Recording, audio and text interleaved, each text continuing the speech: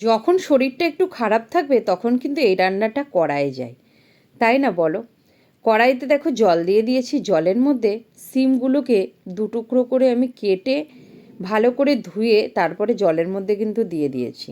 আর গোটা আলুগুলোকে আগে ভালো করে ধুয়ে নিয়ে তারপরে কেটে তারপরে আরেকবার ধুয়ে তারপরে কিন্তু এর মধ্যে দিও, নাহলে বালি কিচকিচ করতে পারে। তো গোটা আলুগুলোকে পিস পিস করে কেটে নিয়েছি খোলা সমেত, তার মধ্যে কয়েকটা বেগুনের টুকরো আর কয়েকটা রসুন দিয়ে দিলাম, তার মধ্যে আবার কিছুটা কাঁচা লঙ্কাও দিয়ে দেবো। তারপরে এগুলোকে কিন্তু আমি একটু সিদ্ধ হতে দিয়ে দেবো। দেখো, কোনো তো কাজ নেই, শুধু কেটে জলের মধ্যে ফেলে দেওয়া, আর ওদিকেও নিজের মতো সিদ্ধ হতে থাকবে। এদিকে তুমি কিন্তু একটু রেস্টও করতে পারো, আর যদি তোমার হাতে কোনো কাজ থাকে সেটাও কিন্তু করে নিতেই পারো।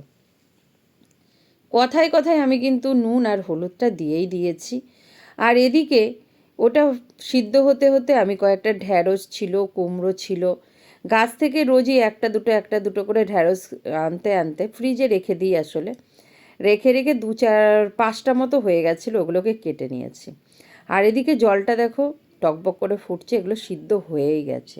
আর আমি এদিকে সব সবজিগুলো কেটেছি, আজকে করব চাটনি, বাঁধাকপির তরকারি, অনেক রান্না, তাই তো এই রান্নাটা ফার্স্ট চাপিয়ে দিয়েছি। সিদ্ধ কিন্তু আমার হয়ে গেছে, আর সেই কড়াইতেই তেল দিয়ে সর্ষে ফোড়ন আর দুটো শুকনো লঙ্কা দিয়ে ভালো করে এগুলোকে নাড়িয়ে চাড়িয়ে একটু ভেজে নিতে হবে।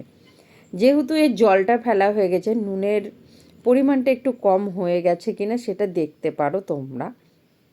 যেহেতু আমি নুন দিয়েছিলাম, তাও একবার চেক করে নেব।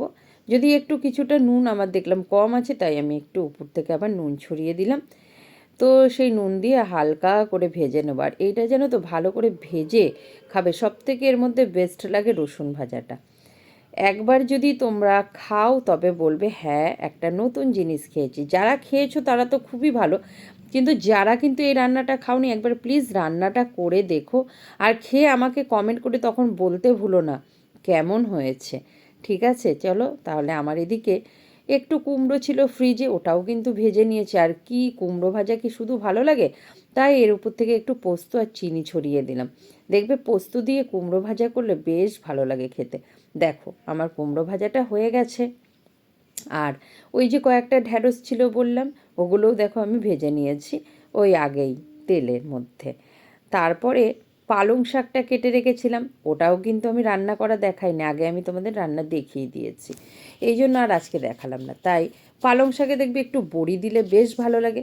তাই ঘরে দেখো বেশি বড়ি ছিল না, কয়েকটা বড়ি ছিল, ওগুলোকে লাল লাল করে ভেজে নিলাম আর এরকমভাবে গুঁড়ো করে নিয়ে পালং শাকের মধ্যে দিয়ে দিলাম। আমি কিন্তু লাস্টে দিলাম, যেহেতু একটু মচমচে বেশ খেতেটা বেশ ভালো লাগে পালং শাকটা। তো এরকমভাবে বড়িটা দিয়ে দিলাম, তারপরে ওটাকে ছেড়ে দিলাম, সাইডে থাক ওটা। আরও এদিকে কী কী রান্না করেছি চলো তবে দেখে নেই নাকি। আজকে কিন্তু আমি প্রচুর রান্না করেছি, আর সবই রান্না করেছি শুকনো শুকনো, তখন মনে হলো একটু ডাল তো করতেই হয়। তাই ঘরে একটু পেঁপে ছিল, সেই পেঁপেটা দিয়ে মুসুরির ডাল করে নিলাম, আর বাঁধাকপির তরকারি করে নিলাম। এদিকে ঢ্যাঁড়স ভাজা, আর আছে কুমড়ো ভাজা, আর তার সাথে একটু চাটনি না হলে কিন্তু একদমই ভালো লাগবে না। আর পালং শাকটা দেখে কেমন লাগছে, কারো লোভ লাগছে কি একটু জানিও। আর এই রান্নাটা একবার সত্যি বলছি করে দেখো। আর লাস্টে আবার কিছু ভাজা না হলে তো ভালো লাগে না, তাই বেগুন কেটে রেখেছি, বেগনি করব গরম গরম।